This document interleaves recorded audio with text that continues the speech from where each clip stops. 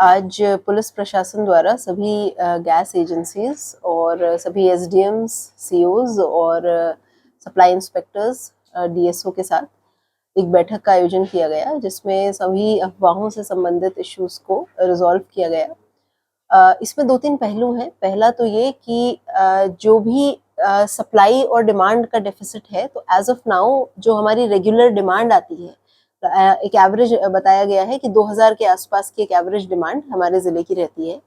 तो अभी हमारे ज़िले में लगातार सप्लाई का कोई कंस्ट्रेंट नहीं है। 5000 प्लस सिलेंडर्स ऑलरेडी ज़िले में हैं और सप्लाई लगातार वहाँ से आ रही है। तो पहली चीज़ तो ये है कि सप्लाई जो पैनिक क्रिएट की जा रही है उसकी कोई आवश्यकता नहीं है, क्योंकि सप्लाई निरंतर बनी हुई है। दूसरी चीज़ है कि बुकिंग का माध्यम के संबंध में समस्याओं को उजागर किया गया। तो इस पर भी मैं बताना चाहूंगी कि जो बुकिंग होती है उसके विभिन्न माध्यम हैं। आईवीआरएस कॉल के माध्यम से आप सिलेंडर को बुक कराते हैं, ऐप के माध्यम से बुकिंग हो सकती है, व्हाट्सएप में भी जो इंडियन ऑयल और एचपी आदि एजेंसीज हैं, व्हाट्सएप का भी प्राविधान है। तो ये जो ऑनलाइन मैकेनिज्म्स हैं, जब इससे सिलेंडर की बुकिंग होती है तो 1.5 to 2 डेज का टाइम होता है सिलेंडर की डिलीवरी के लिए, और ये होम डिलीवरी के माध्यम से दिया जाता है। तो सबसे पहले तो सभी गैस एजेंसीज को यही निर्देश दिए गए हैं कि जो होम डिलीवरी का मैकेनिज्म है वो 100% इंश्योर किया जाएगा और कोई भी पैनिक की स्थिति नहीं क्रिएट की जाएगी कि कोई भी व्यक्ति सिलेंडर लेकर एजेंसी में परेशान हो रहा है। होम डिलीवरी 100% रूरल एरियाज और जो अर्बन एरियाज हैं सभी में की जाएगी।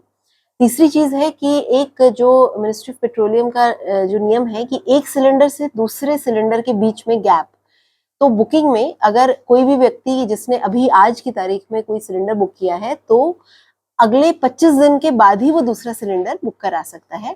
ये नियम का भी जो है पालन 100% कराया जाएगा, ताकि जो जरूरतमंद व्यक्ति है उसको परेशानी ना हो और कोई होर्डिंग की टेंडेंसी ना हो कि एक व्यक्ति 4 या 5 सिलेंडर्स होल्ड करने का प्रयास करे, क्योंकि ऐसे प्रयास की कोई आवश्यकता नहीं है। सप्लाई निरंतर बनाई जा रही है। तो ये तीनों चीजों के बारे में आज गैस एजेंसीज को निर्देशित किया गया है।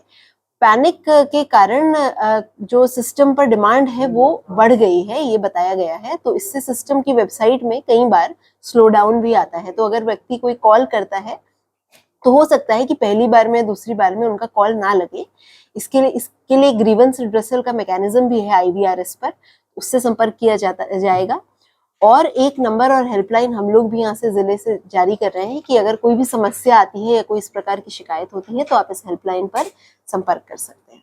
तो ऐसे में कुछ माफिया भी सक्रिय हो जाते हैं, क्योंकि आपदा का अवसर होता है तो लोग सोचते हैं कि ऐसे में और लाभ कमा लिया जाए, तो उनके खिलाफ किस तरह की कार्रवाई की जाएगी अगर वो पकड़े जाते हैं? इसमें एसेंशियल कमोडिटीज एक्ट के अंतर्गत कड़ी कार्रवाई की जाएगी। आज सभी गैस एजेंसीज को भी बता दिया गया है कि किसी भी प्रकार की होर्डिंग या ब्लैक मार्केटिंग की टेंडेंसी नहीं परिलक्षित होनी चाहिए, और ऐसी कोई शिकायत आने पर और वो सही पाए जाने पर जांच कराकर नियमानुसार पुलिस प्रशासन द्वारा इस पर कार्रवाई की जाएगी।